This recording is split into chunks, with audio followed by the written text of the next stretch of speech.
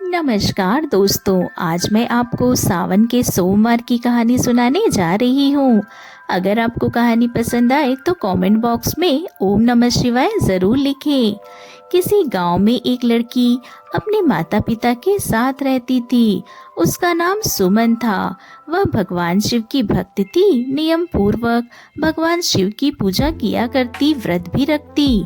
कुछ समय बाद एक हादसे में सुमन के माता पिता की मृत्यु हो जाती है।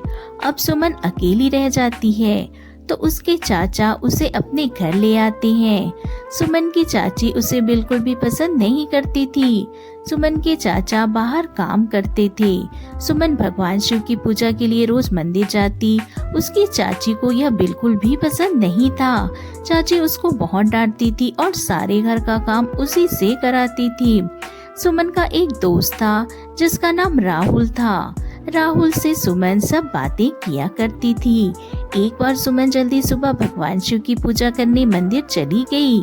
जब वह पूजा करके घर वापस आई तो चाची ने उसे बहुत डांटा और कहा, तुम इतनी देर में आई हो, घर का काम कौन करेगा? सुमन ने कहा, लेकिन चाची मैं तो सारा काम करने के बाद ही मंदिर गई थी।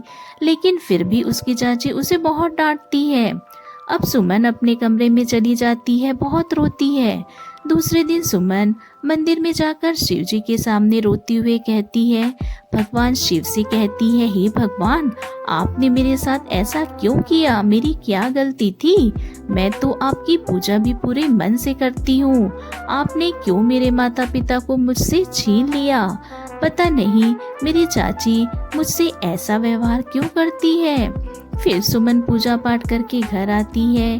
रास्ते में उसे राहुल मिलता है। वो पूछता है, सुमन तुम ठीक हो क्या? चाची ने तुम्हें फिर डांटा? सुमन कहती है, हाँ। तब राहुल ने कहा, तुम चिंता मत करो, मैं जल्द ही तुमसे शादी करूंगा और तुम्हें यहाँ से ले जाऊंगा। तभी सुमन की चाची वहाँ आ जाती है। सुमन को राहुल के साथ देखकर बहुत गुस्सा करती है और सुमन के समझाने पर चाची सुमन को ही चांटा मार देती है। अब सुमन रोते हुए घर चली जाती है। घर आकर बहुत रोती है। तभी चाची आकर सुमन से कहती है, आने दे तेरे चाचा को, उन्हें ही बताऊंगी कि उनकी लाडली मंदिर जाने के बहाने क्या करती है।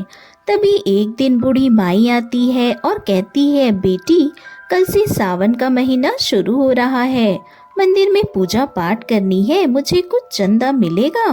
तो सुमन की चाची बूढ़ी माँ को अंदर बुलाती है और पैसे लेने अंदर चली जाती है।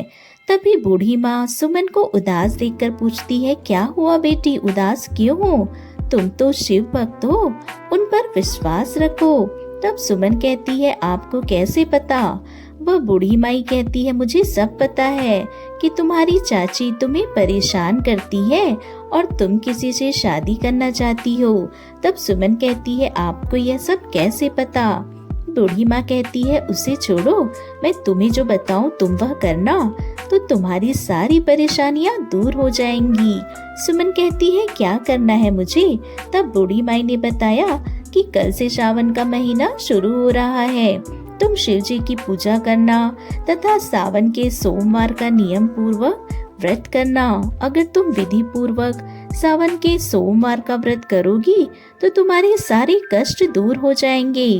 यह कहकर बूढ़ी माई वहाँ से चली जाती है। सुमन सोचती है, मैं यह व्रत जरूर करूंगी और मंदिर भी जाऊंगी, चाहे कुछ भी हो जाए। सुमन सुबह जल्दी उठकर मंदिर जाती है। वापस आने पर चाची डांटती है, लेकिन सुमन चुपचाप सुनती रहती है। चाची कहती है, कल से तेरा मंदिर जाना बंद, अब तो मंदिर नहीं जाओगी। अब सुमन घर पर ही शिव जी का पूजा पाठ करती। वह शिव जी के पूजा पाठ में ही अपना समय बिताती।